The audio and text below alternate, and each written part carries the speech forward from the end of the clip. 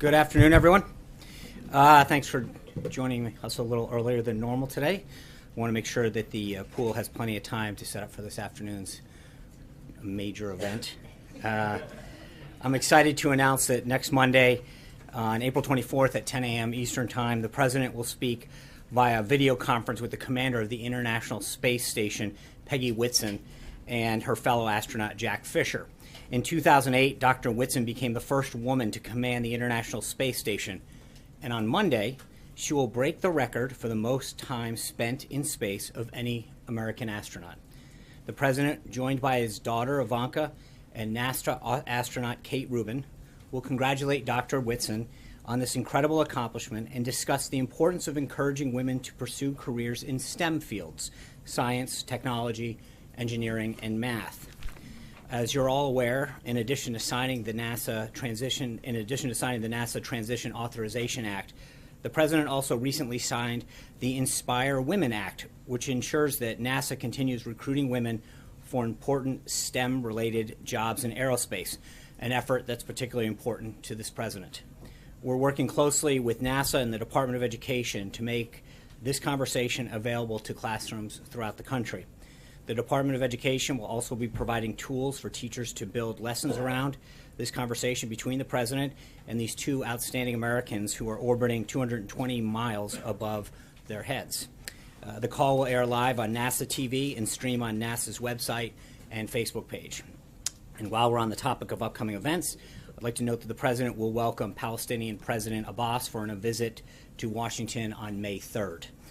They will use the visit to reaffirm the commitment of both the United States and Palestinian leadership to pursuing and ultimately concluding a conflict-ending settlement between the Palestinians and Israel.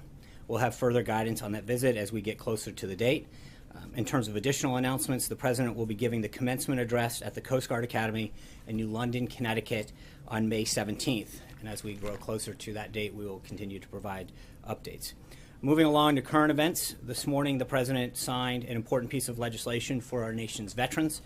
The Veterans Choice Program Extension and Improvement Act eliminates the original sunset date on the Veterans Choice Program, which gives veterans who are unable to schedule an appointment at a VA facility in a timely or convenient manner the ability to receive care from an eligible non-VA healthcare provider.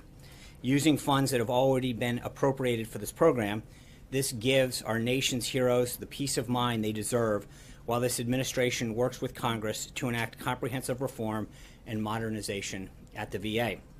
The Vice President is continuing on his international tour today.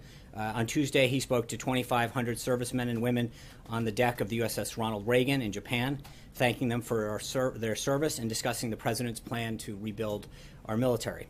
He then met with and delivered remarks to Japanese business leader and stopped by a youth baseball clinic before leaving Japan. He is scheduled to land in Jakarta, Indonesia right about now. We'll have further updates on his travels the rest of the week. This week is also National Park Week, and Secretary of the Interior Ryan Zinke is currently in California meeting with rangers at 5 national parks. On Monday and Tuesday, he was at Channel Islands National Park, where he led a class of junior park rangers, and today he'll visit Golden Gate National Recreation Area. Since being sworn in on March 1st, Secretary Zinke has met with rangers at 9 national parks. He'll make that 10 when he visits Shenandoah National Park outside Charlottesville, Virginia, next week. Every American has had the opportunity to participate in the celebration of our nation's parks. They're free of charge this Saturday and Sunday. Anyone who's interested in finding a local park or information can go to nps.gov. And finally, I know just moments ago the President announced that he will be holding a press conference next Thursday to discuss the progress that's being made on behalf of our nation's veterans. We'll have further updates on the guidance for next week. With that, we're glad to take a few of your questions. John. A couple of unrelated topics. First of all, Georgia 6th Congressional District. The fact that John Ossoff voted 5 or 6 points more than most Republicans thought that he would have. And Lindsey Graham saying this is a wake-up call to the Republican Party that there's a lot of moderates beginning to emerge in the South to a greater degree that the Republican Party needs to pay attention to. I don't imagine that the outcome of the runoff is in that much question, but does Senator Graham have something there that the Republican Party needs to pay attention to changing demographics, particularly in the South? Well, I think you know that based on my former position, we talked about changing demographics throughout the country and made significant headway in doing that. And I think in large part that's why we won. I mean, we had been talking about how the Republican Party had won at so many different levels of our country, but the presidency had eluded us. This president went and got 306 electoral votes, won 30 of 50 states, over 2,600 counties. I think we did pretty well in November, and we've continued to pick up seats around the country at different levels. So I feel very confident about the state of the party. The fact that Ossoff came so close to 50%. Yeah, I would. Well, I would just. Looking at the facts, there was one candidate on the Democratic side. They spent over $8 million on one that they backed. I mean, and I think when you look at the total Republican vote, it was over that. This is a district that was very close on the presidential level last cycle, and the Democrats went all in on this. They were clear going into this election. They said that their goal was to get over 50%. They came up short. I mean, so and if you look at what his percentage of what it was presidentially, it pretty much tracks. I think this was a big loss for them. The bottom line is they went all in on it. They said that their goal was to get over 50%. They came up short. Unrelated issue. Tillerson's letter to Paul Ryan on the JCPOA in Iran. Is the United States basically saying there's no evidence that Iran is cheating on the JCPOA? No, I think what the letter says is that the president is directing an interagency review of the deal to review that, and we have 90 days before the next one comes up.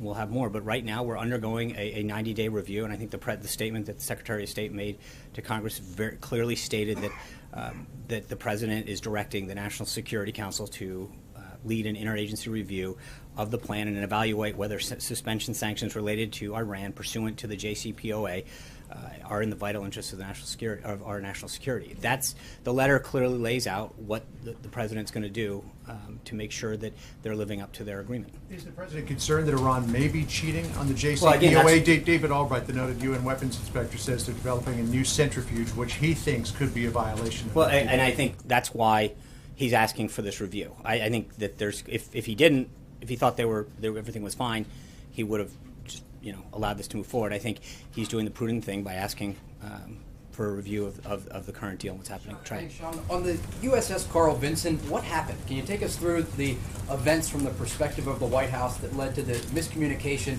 this administration thinking that this vessel was thousands of miles away from its actual location? I'm sorry, can you repeat the last part? Can you take us through the events that led people within this administration to believe the vessel was thousands of miles away from its actual location? Well, I mean, PACOM put out a release talking about the group ultimately ending up in the Korean Peninsula. That's what it will do. I think we were asked very clearly about the use of a carrier group in terms of deterrence and foreign presence and what that meant. I think that's what we discussed. I would refer you back to any other issues with that to the Department of Defense. Does the president believe that he might have spoken too quickly on this location of the vessel before it was actually arriving? arriving? Said we have an armada going towards the peninsula. That's a fact. It happened. It is happening, rather. Yeah. Sean, I just want to follow up on that. Obviously when the President of the United States says there's military hardware going to a region in the middle of a crisis on the Korean Peninsula, the allies of the United States are encouraged.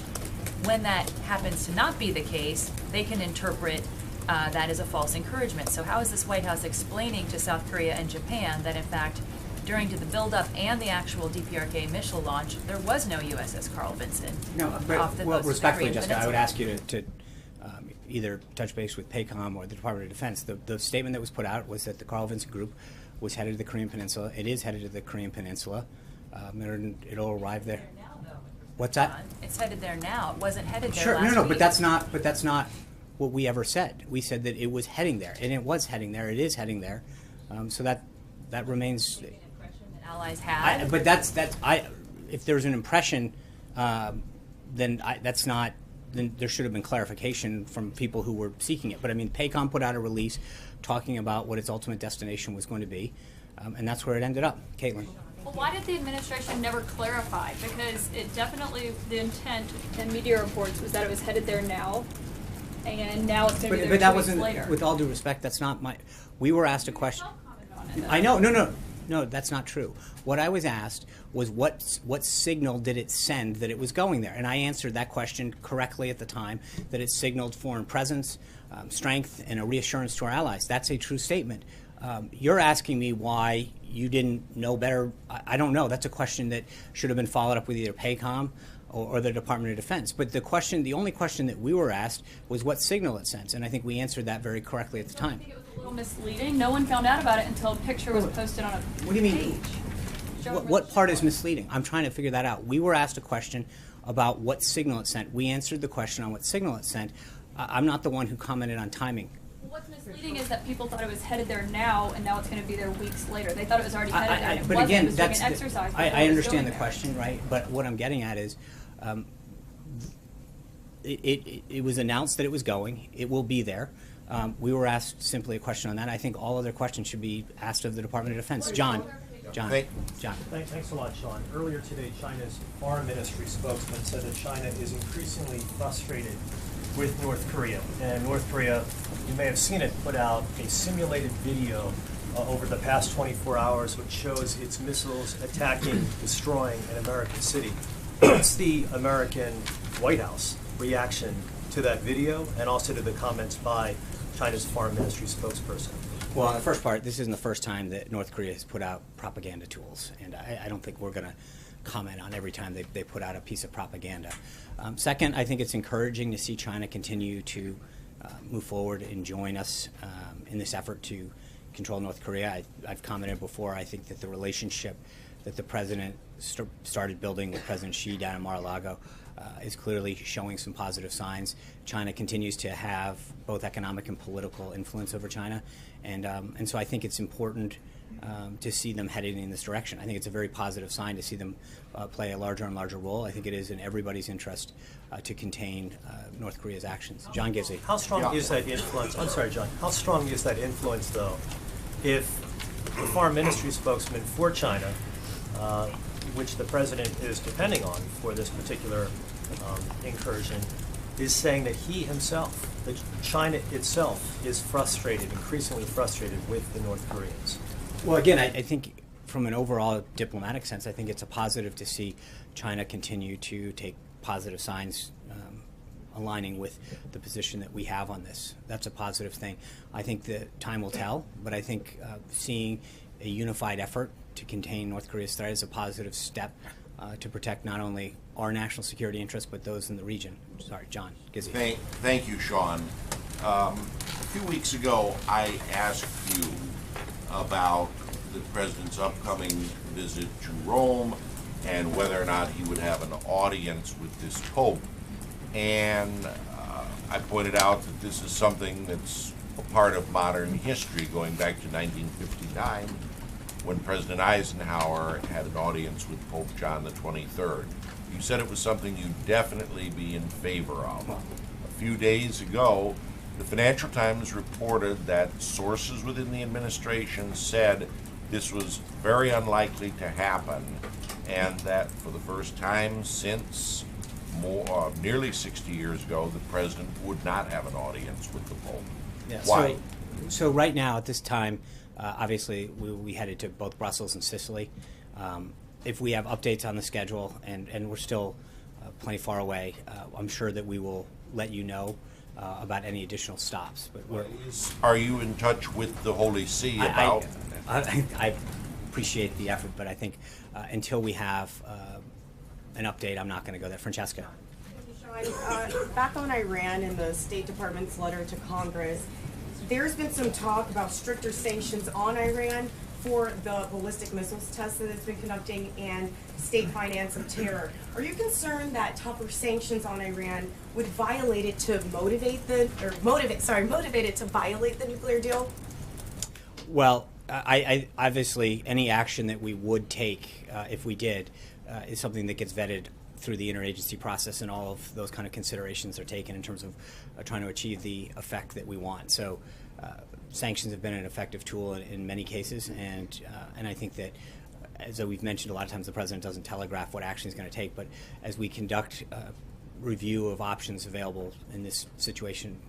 We'll go through the interagency process and have different entities weigh in. Sure, but in consideration of those potential Right, sanctions. obviously, but we're well aware of any potential negative impacts that an action could have. And so regardless of whether it's an economic, a political, or military action, you always weigh all those kind of options. George? Sorry, one small follow-up Yeah. on that. The president has said, though, that he would like to see the nuclear deal renegotiated with Iran. How specifically does he plan to get a new deal? Is that something that he still wants to do? Well, again, that's why we're undergoing this interagency review. Part of this is to get the entire team to look at it as part of the next 90 days review that is required under the deal. So we will have recommendations that will be presented to the president on where the deal stands and how to act further. George. Thanks, man. Looking ahead to the 100-day mark and setting aside executive orders, can you say what the single piece of legislation that you are proudest that you got through Congress that was on the president's agenda? Well, a few things on that. Number one, we're not done. We've got a little ways before we hit the 100-day mark. So I think what you've seen out of this White House is a very robust agenda of activity. There's a lot of executive orders that I think the president's been pleased with, not only what they've done or what they will do, but what they've done. I think when you look at immigration in particular, we see a very significant drop at the border. I think on jobs, there's been a lot of activity that we've been very proud to see American manufacturing and job creation. But then there's pieces like what we did today that I think if you're a veteran who's served our country, to know that you have additional options to get health care in a timely manner, or not just but a geographically friendly manner, so you're not driving hours, is very helpful and a strong symbol of how we treat our veterans. There's a lot of things that I think the president's done on veterans, on immigration, on regulatory reform. As I mentioned here, we're now at a dozen Congressional Review Act pieces of legislation that have been signed that have had, I think, a very positive impact and will have a very positive impact on job creation. And I've noted before to you that only one had ever been signed in history before. That's a pretty significant achievement for this president. And obviously, when you look at the confirmation of Neil Gorsuch to the Supreme Court, it's another significant one. But there's a lot, and again, we'll obviously spend some time talking about this next week. But I think we're very pleased with what the president's accomplished, and as he noted yesterday in Wisconsin, the amount that he's done overall has been significant. Zeke. Thanks, Sean. Two for you on two separate topics. First, on the potential for a government shutdown next week on the CR, is the president, the budget supplemental that the White House requested about a month or so ago included boosts to defense spending, cut and other discretionary spending, non-defense, include funding for the wall. What is the president going to insist that the CR that will be necessary to keep the government open after next weekend will include all of those priorities, or would he accept a sort of a flat CR that would just continue the status quo? Well, obviously, yeah, we're having those discussions have been ongoing with House and Senate leaders as we approach this deadline. But as you correctly point out, I mean, the president's priorities are very well known. What he wants to do in terms of both military and homeland security. But I think that to start negotiating in public will probably not be a very prudent thing to do as we get closer to that deadline. So I respectfully, we're days away. You'll have plenty of time to see what's in there. Second question, another topic. Sorry. Late last night, the Presidential Inaugural Committee released its list of donors at the end of the filing period. It included, raised record amounts of money, obviously, included lots of money from corporate donors, many of them who had business before the administration. As the president who ran on the Drain the Swamp slogan, concerned about the perception, certainly, but also any or the potential for any real conflict of interest between some of those donations coming into supporting his inauguration. No, I mean I think that this is just like a campaign in the sense that you have there's full there's disclosure on this for a reason so that you know what's happening. I think funding the inaugural committee has pretty much been a nonpartisan activity that is going back every administration, going back through administrations. So this is a time-honored tradition. I think a lot of Americans and companies and entities are proud to support the inaugural, and I think that you've seen that over time.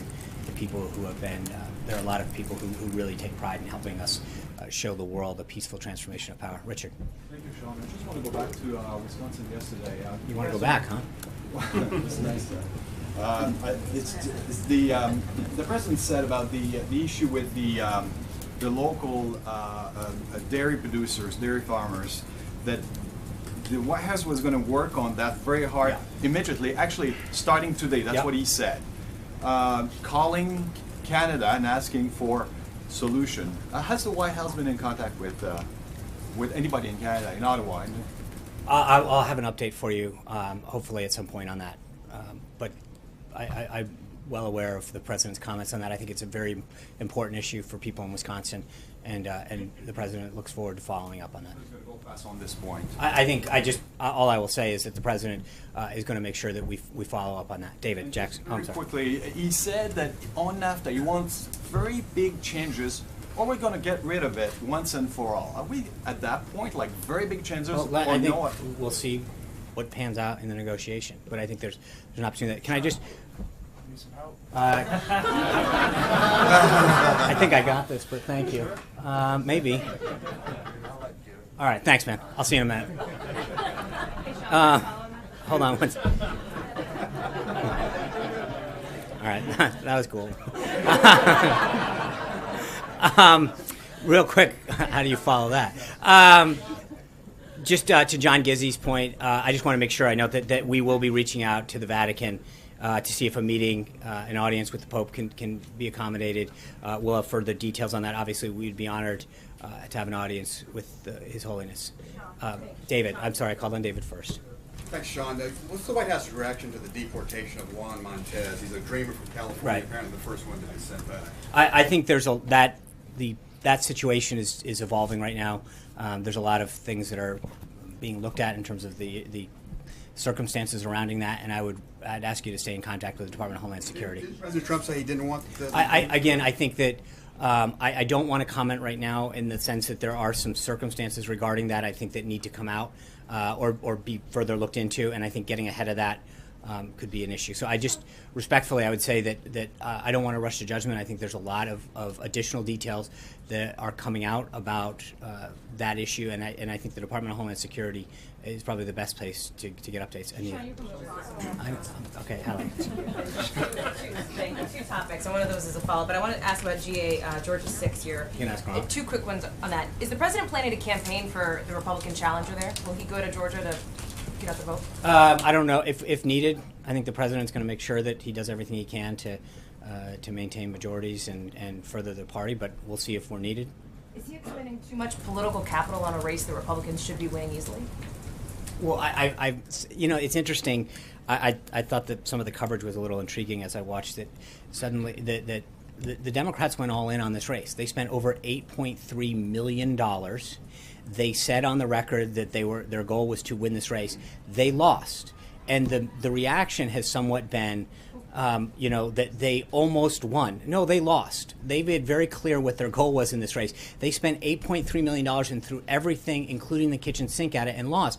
And so, 2 months left, though, right? No, not in terms of what their stated goal was. They said that their goal last night was to win the race with over 50%. They spent $8.3 million. They didn't run for a runoff. They ran to win last night, and they lost. And so anything short of describing that as a loss is sort of inconceivable to me in the sense that that's literally what they said their goal was to do. And they said, we want to win Tuesday night with over 50%. They came up short of their goal. They put all the money that they had in there, they put all their firepower, and they came up short. So it's a loss. And there's no other Mara. Can I just follow up on David? For that second topic for you on deportations, and I'm not speaking specifically about this case because I understand that you're referring over to DHS, but there seems to be a little confusion, so if you can clarify, what is this president's position on undocumented immigrants living in this country who have not committed serious crimes? I think the president's priorities on immigration have been very clearly laid out. First and foremost, he wants to make sure that people who have committed a crime or pose a threat to public safety are dealt with first and foremost, and that we would continue to address immigration going forward. I guess my question is, those who have not posed a threat. Right, and or I not think that, perceived that posing a as I threat. said, I mean, the goal and the focus has been on people who pose a threat to national security or in some other way in violation. These cases have come up, I people who have understand. not posed a threat. So But- I guess but there's that's- I- even again, Jeff and I would- Sessions said it was confusing today. I would respectfully suggest that in this particular case, the facts are not completely out yet, so I'd rather not jump to judgment on what's happening. There's also Ma- a case in Ohio, so I I'm not trying to understand. belabor the I- point. I- There are other Mara. instances. Mara. Thank you. I just want to get a little more clarity on Iran. Mhm. Is it the president determined to pull out of this agreement, as he promised during the campaign, or will that decision be determined by this review? I think part of the review, the interagency process, is to determine where Iran is in compliance with the deal and to make recommendations to the president on the path forward. So he might or might not decide to pull out. I think that's why you undertake This is a. up in this decision has yet to be made, That's why he's doing a review. because that was a campaign promise. Right, and I understand it. And that the point that I'm making is that he asked the interagency team to conduct a review, as the secretary laid out in the letter last night. Anita. Sean, two questions on one issue. My colleague who's currently in Colombia has learned that the president met with two former presidents of Colombia last week in Mar-a-Lago, and I think it was set up by Senator Rubio's office. And so I had two questions. One, well, first, some people there are saying that it's to undermine the current president's visit next month before he comes here next month. So two questions. One, why was that not released publicly to the press, to the pool at the time? And secondly, can you talk a little bit about the point of that visit, and do you all stand by the Colombian peace? Yeah, I'll be glad to look into the circumstances. I don't have anything for you at this time, so I will get that something and then read it out. Saying that didn't happen? No, I'm just saying I'm unaware of the that. So can you get back to me on the policy can. issue? But why not release that if that's the case? Because again, I don't know that it's the case, and so until I know, I think it would be tough to answer the second question. Thank you guys very much. We'll have an event for you tomorrow. Take care. Have a good one.